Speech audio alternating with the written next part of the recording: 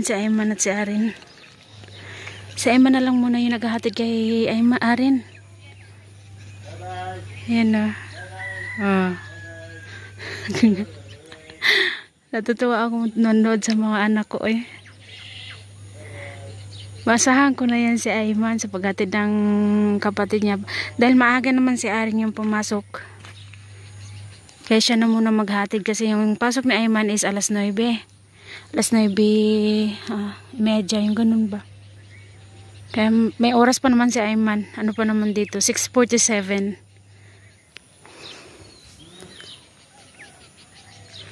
Buti na lang si Arin ngayon. Nag-alarm na kasi ako. Buti na si Arin ngayon.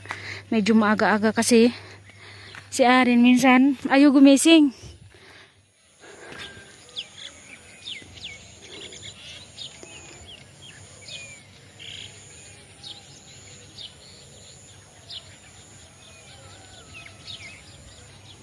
Hala, ang tapang ni Arin. Hina na sila ng aso ng kapitbahay namin Dalagita. Siningot si Ayman matatakotin yan. Pero si Arin matapang yan. Binato niya yung aso. Pero hindi naman yun nangagat yung aso. Nakikipaglaro lang ba kumbaga.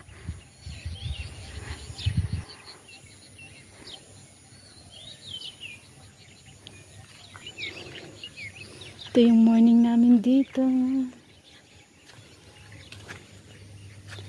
Hindi ako masyadong nakatulog talaga ngayon kasi nagbantay nga ako kung sino yung tao kagabi ba. Hanggang anong oras ako natulog? Siguro mag alas 3 ako natulog. Tapos umiyak pa si RG. Talagang walang tulog. Hindi ko alam kung sino talaga yung nandito kagabi. Kasi kung dumaan lang yung mga tao na yun, bakit gabi? And then bakit huminto pa sila sa may sa may labas namin sa pinto talaga. Mamaya po ulit. Hello po, good evening. Ayan, tignan nyo po siya. May tawag dito eh. May nga tawag dito eh? Uhipan sa Bisaya. Ano nga Tagalog? Hindi ko po alam. Maliit lang to siya. Nung kailan yun, nung isang gabi, dalawa yung talagang napatay ko.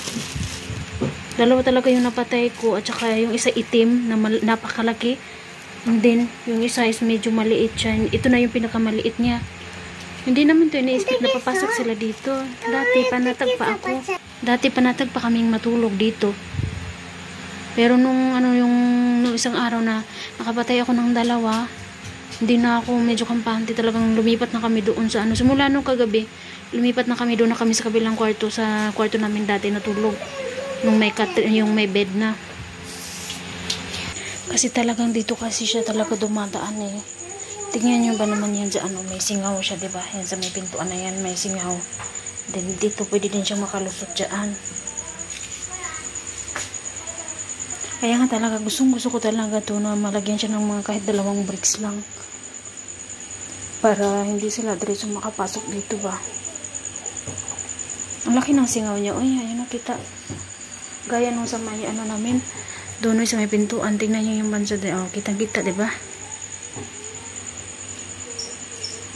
Nakailang na ba ako ng ihipan nung 2 beses dito sa banda sa may kitchen 2 beses ako nakapatay, tapos doon sa loob 2, then ngayon isa 5 na.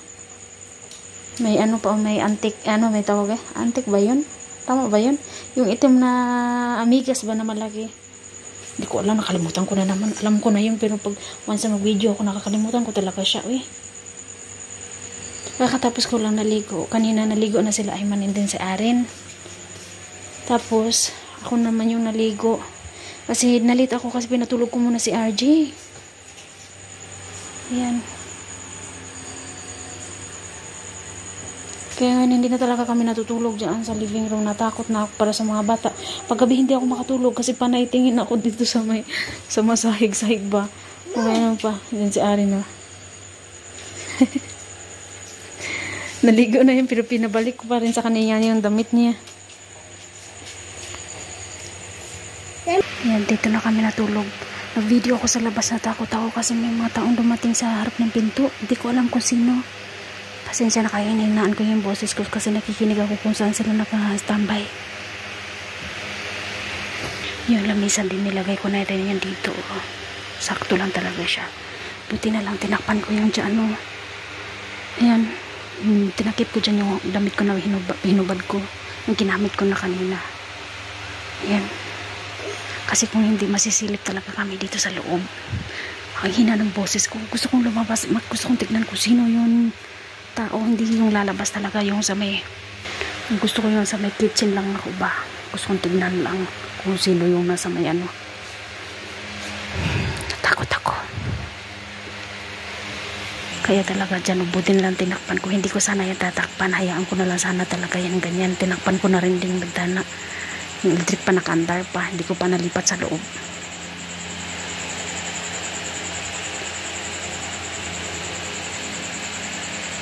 Hindi ko alam kung sino yung nasa labas. Nung kailan din yun, nung namalengke ako, may narinig ako sa labas mga lalaki.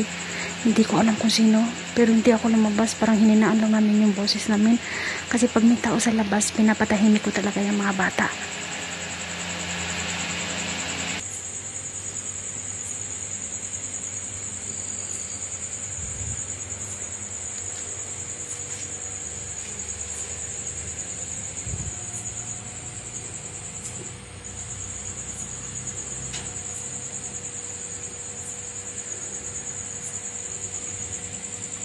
Sinilip ko sa labas kung sino mayroon pa bang tao. Wala na, nagdahan-dahan lang ako. Hindi ako nagamit ng sanilas ko. Kinabahan ako Kasi dito talaga sila nag-stop sa harap ng pinto. Yung ba, parang may balcony doon sa labas ba doon. Hindi ko alam, hindi ko kasi nakita at saka parang hindi familiar sa akin yung boses. Kasi medyo malayo ako. Nasa nasa may pinapakita ko yung pinto kanina sa labas. Natakot ako sobra. Kaya nga dito hindi talaga ako nag-u-open ng mga bintana kasi yung mga tao dito hindi ko alam yung mga lalo na't mga lalaki hindi uso sa kanila yung magkatok-katok. Baka time na yung isang talagita dito ko patulogin. Takot. Kinabahan ako sobra.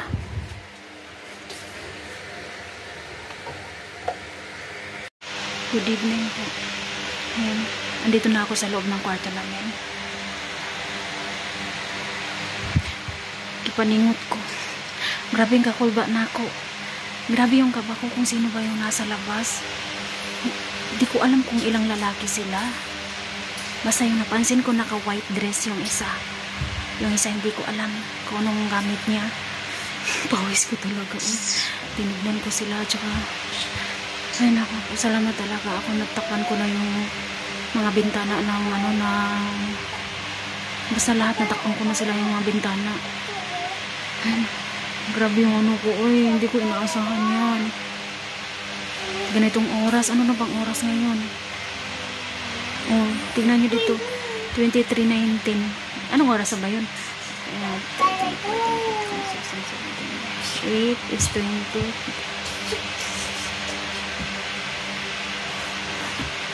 11 diba? Tama po ba? 11:19 23:19 is 11:19. Tama po ba ako? At saka yun sa kabila, yung auntie sa kabila natulog na rin siguro sila kasi nakapatay yung nila ilaw. Hindi ako lumabas.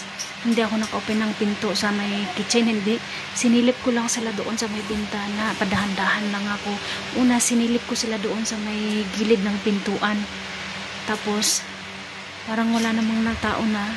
Saka na ako lumipat doon sa pagsilip sa may bintana, sa may table. Pero kinunti lang yung inopen ko na kurtina. Grabe talaga yung ko, kaba ko sobra.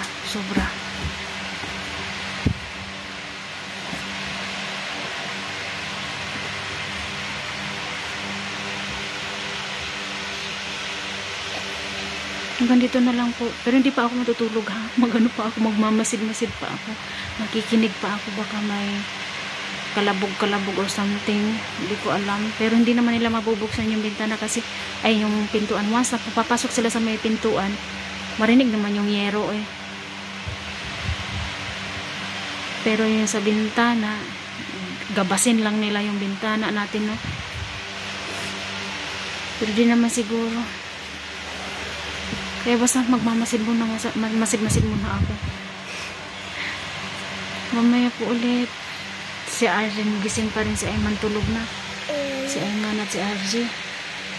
Si Arjen. Hi guys. Hi guys. Nakaano pa ako. Tawag dito, naka-short pa ako. And then nakaano pa ako na yung parang pang exercise ba. Nakasuot pa ako ng ganon. Tapos bigla na lang ako nagulat na may taong, yun nga, may tao. Bilis na takbo ko sa loob o sa may living room. Tapos close ano talaga. Kinulose ko yung pinto. Yung ganon ba. Nako. Mamaya po ulit. Ayan, natulog na si RG. Pinapanood ko si RG kanina ng Baby Shark. Kasi gusto niya yung Baby Shark eh. Nakatulog na rin siya. Tignan mo ba naman yung tuhod niya? Saka kakaano niya, tawag dito ay. Kakagapang niya kumbaga.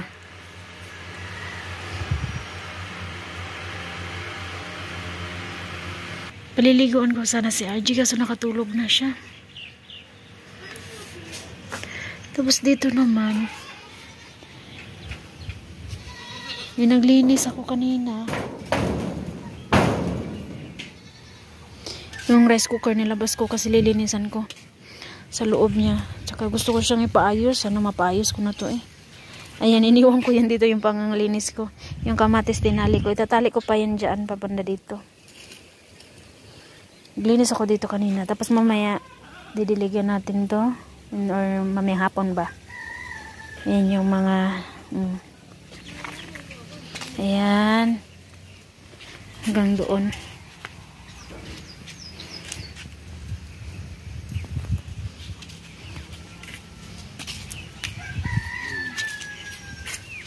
Tapos yung dito rin kinuha, tinanggal ko rin yung mga ano dito sa gilid-gilid na to.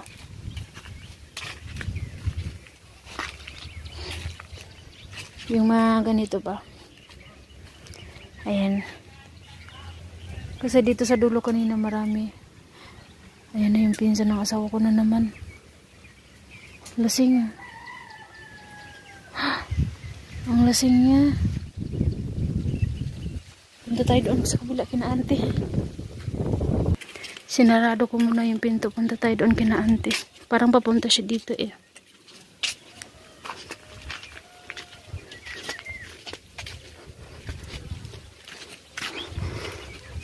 Tingnan natin yung kung anong ginagawa ni auntie.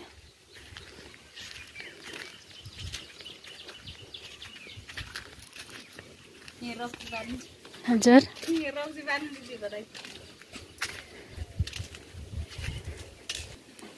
Lasing siya. Sa lakad niya palang alam na alam ko na. Kaya mo na auntie. Roxy kaya ni auntie? Kaya ilo. Kiss mo boss. Isa na ke. Ali ita khula mo boss na. Ka bata. Roxy kaya to. Ikastarihin ni. Okay na eh. Hogi. Yo titi. Nag-usap kami kung nakainom ba siya. Sa ano niya palang kasi sa lakad niya palang talagang nakainom. Baka siya yung kagabi sa may pinto. Yung hina ni Sarati gumagawa ng lambanog si auntie. Ayan. Kaya na. Tawag dito. Nag-usap kami baka siya yung nakagabi na pumunta dito. Sino kaya yung kasama niya? Yung sa may ano ba, sa labas ng bahay namin ba? Kasi nagtanong ako kanina kay auntie kung nakita ba niya yung ano, yung nasa harapan ng bahay namin kagabi. Hindi niya daw alam, hindi niya daw namalayan kasi natulog na daw sila. So, nagtanong ako, bakit sa labas ng bahay niyo walang ilaw auntie? Sabi ko, nag-ano kasi tinanggal ng ano ko kasi nag-charge siya ng cellphone niya, kumbaga.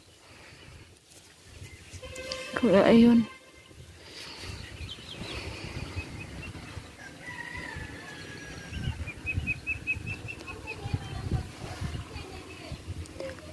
Mamaya po ulit guys, hanggang dito na lang muna. Maraming salamat po sa inyong lahat. Lalo na po sa mga hindi po nag-i-skip. Thank you so much po. Mamaya po ulit. God bless us all. Thank you so much. Bye-bye.